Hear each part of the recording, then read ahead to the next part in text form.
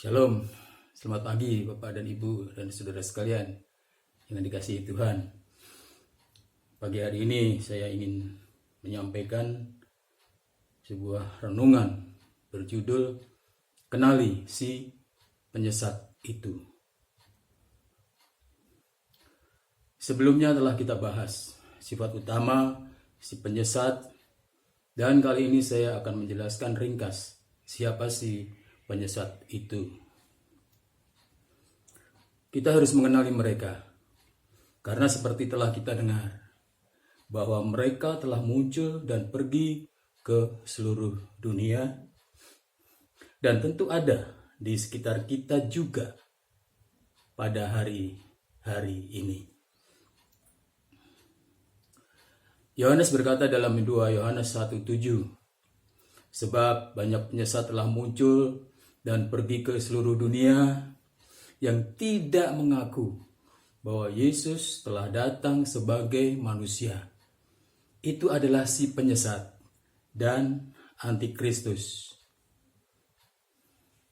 Dalam ayat tersebut, si penyesat disebut bersamaan dengan antikristus, menunjukkan bahwa dua sebutan tersebut merujuk pada satu individu.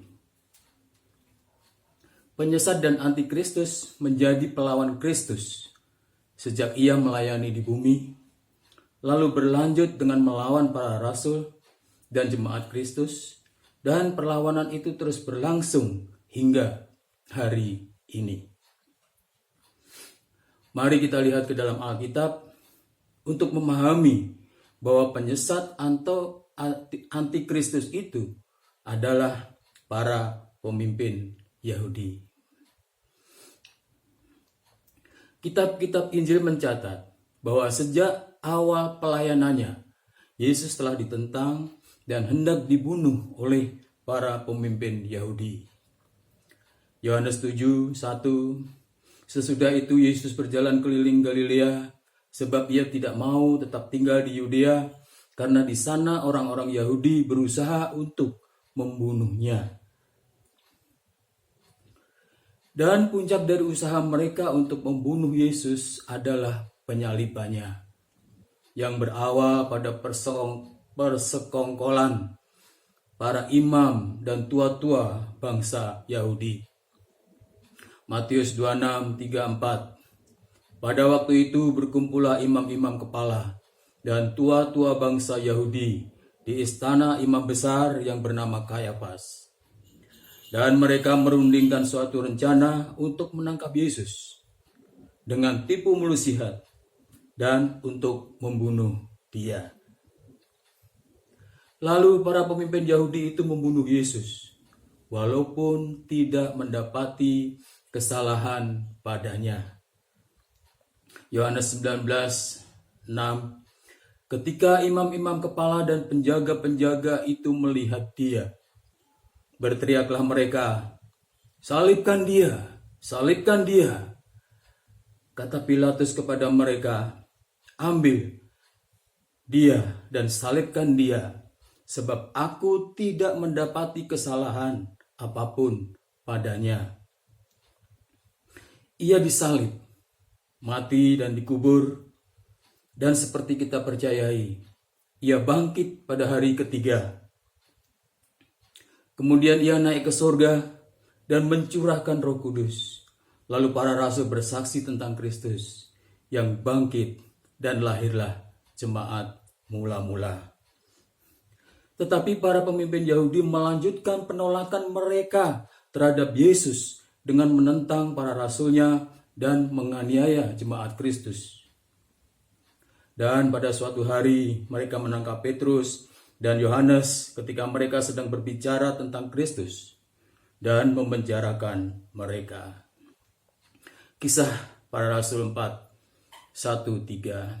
Ketika Petrus dan Yohanes sedang berbicara kepada orang banyak, mereka tiba-tiba didatangi imam-imam dan kepala pengawal bait Allah serta orang-orang Saduki. Orang-orang itu sangat marah karena mereka mengajar orang banyak dan memberitakan bahwa dalam Yesus ada kebangkitan dari antara orang mati. mereka ditangkap dan diserahkan ke dalam tahanan. Kemudian mereka tidak hanya ditangkap, tetapi juga disertai dengan penganiayaan. Bahkan mereka membunuh Stefanus, seorang pemberita Injil Kristus.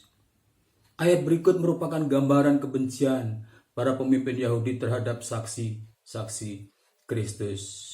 Kisah Para Rasul 7, 54, 58. Ketika anggota-anggota Mahkamah Agama itu mendengar semuanya itu, sangat tertusuk hati mereka. Maka mereka menyambutnya dengan gertakan gigi. Maka berteriak-teriaklah mereka, dan sambil menutup telinga serentak menyerbu dia. Mereka menyeret dia ke luar kota, lalu melemparinya, dan saksi-saksi meletakkan jubah mereka di depan kaki seorang muda yang bernama Saulus. Saulus yang kemudian bernama Paulus adalah seorang ahli Taurat yang berusaha membinasakan jemaat Kristus. Dan setelah bertobat dan menjadi pelayan Kristus, ia pun mengalami tentangan dan penganiayaan dari para pemimpin Yahudi. Dalam salah satu suratnya, Paulus bersaksi tentang perjalanan pelayanannya yang menghadapi banyak tantangan, yang terutama juga dari orang Yahudi. 2 Korintus 11, 24, 26. 5 kali aku disesah orang Yahudi, setiap kali 40 kurang 1 pukulan. Dalam perjalananku, aku sering diancam bahaya banjir dan bahaya penyamun, bahaya dari pihak orang Yahudi. Mari kita baca satu ayat dari Kisah Para Rasul yang cukup memberi gambaran kekejaman orang Yahudi terhadap Paulus. Kisah Para Rasul 14:19. Tetapi datanglah orang-orang Yahudi dari Antiokhia dan Ikonio, dan mereka membujuk orang banyak itu memihak mereka. Lalu mereka melempari Paulus dengan batu dan menyeretnya keluar kota, karena mereka menyangka bahwa ia telah mati. Ternyata para pemimpin Yahudi tidak hanya membunuh Yesus dan menghambat pelayanan para rasul, tetapi juga menganiaya jemaat. Kisah Para Rasul 8, 1b. Pada waktu itu mulailah penganiayaan yang hebat terhadap jemaat di Yerusalem.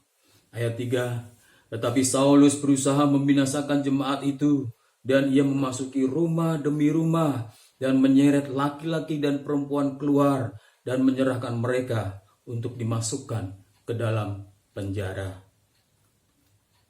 Yohanes dalam kitab Wahyu juga berkata bahwa jemaat Kristus menderita kesusahan oleh perlakuan orang-orang Yahudi. Wahyu 2:9. Aku tahu kesusahanmu dan kemiskinanmu, namun engkau kaya, dan fitnah mereka yang menyebut dirinya orang Yahudi, tetapi yang sebenarnya tidak demikian. Sebenarnya mereka adalah jemaah iblis.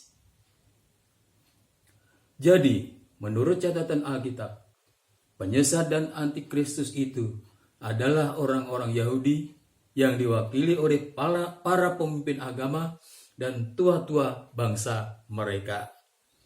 Pengenalan kita mengenai si penyesat ini dapat menolong kita mendeteksi keberadaan mereka di sekitar kita di masa kini. Mari waspada dan kenalilah mereka. Tuhan memberkati.